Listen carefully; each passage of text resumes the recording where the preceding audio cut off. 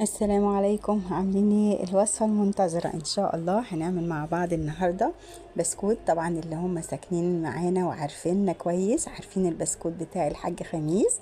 كان افضل وجبة فطار كده لكل العمال والموظفين اللي بيصحوا بدري، كان لازم يفوتوا على بابا الله يرحمه ويفطروا من عنده البسكوت ده. اخيرا وبعد انتظار هنعمل النهاردة وصفة بسكوت للفطار شهية ولذيذة. دي كان بالنسبة للناس دي كوباية الحليب بالبسكوتة دي، يا سلام قمة العظمة. سي بابا كان الله يرحمه كان بيعملها أعرض من كده شوية، كان بيعمل لها قمع مخصوص عند الراجل يعني بيفصله لها. بس دلوقتي طبعا ما عادش بقى فيه الكلام ده فبنشتريه، فعلى قد ما قدرت يعني عملته لكم، بس هو نفس الطعم نفس الجمال. بصوا الهشاشة من جوه، هي كانت كده البسكوتة عريضة وتخينة كده، بس في نفس الوقت هشة ومقرمشة. هنشوف الطريقة مع بعض وهنعملها، وهتلاقي الموضوع سهل وبسيط، والكيس ده اوعي تخافي منه، اسهل بكتير من المكنة. اول حاجة انا هعمل لك مقادير كيلو. دي 600 جرام زبدة، اي نوع زبدة انت بتفضليه، 3 بيضات عليهم 400 جرام سكر بودرة. ممكن تقللي شوية عن كده او ممكن تزودي شوية بسيطة برضو 50 جرام ولا 30 جرام عن كده، لكن هو الوسط يعني اللي هي 400 جرام. انت لو حابة مسكر قوي هتحطي عليها 450 او 420 30 كده، يعني هتزودي معلقة او معلقتين كمان. بضربهم كويس وبنزل بالسكر بالتدريج كده على الزبدة بتاعتي.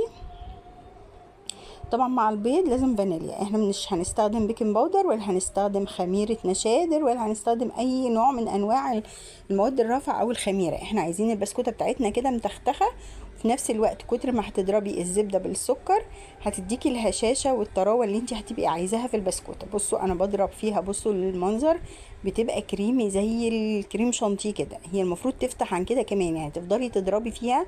لو عندك العجان يعني ما شاء الله كده هيديكي النتيجة افضل بكتير. فانا هفضل اضرب فيها والم كده الجوانب عليها لحد ما تبقى هشة معايا وكريمي جدا. لو حسيتي في الحر الجامد دوت انها بتفصل منك مثلا الزبدة او بتسيح، ممكن تدخليها التلاجة شوية تسقع قيمة مثلا ربع ساعة نص ساعة حسب التبريد عندك، وترجعي تضربي فيها تاني. اهم حاجة ان الزبدة بتاعتك ما تفصلش وفي نفس الوقت تفور معاكي زي ما انت شايفة كده. انا نزلت كده حوالي معلقتين لبن بودرة بيدوا الطعم برضو كده ويعززوه، وهنزل بكل بيضة عليها كده ايه نقطتين فانيليا. انزل البيضة وهضربها اخلطها مع الزبدة والسكر واللبن البودرة، هو اختياري بس حقيقي بيخلي الطعم يعني غني كده شوية، وتحسي ان هو زي الحاجات الجاهزة اكتر. وزي ما قلت لك الفانيليا يعني انا بحط اللي هي السايله، وحطيت كده رشه ملح بسيطه. ده معايا كوبايه الا ربع لبن حليب اللي هو المعلب ده، اي نوع من انواع اللبن المعلب يعني برضو بيخلي الطعم يديكي احساس اللي هو البسكوته الجاهزه اكتر من اللي انت بتعمليها في البيت باللبن الحليب.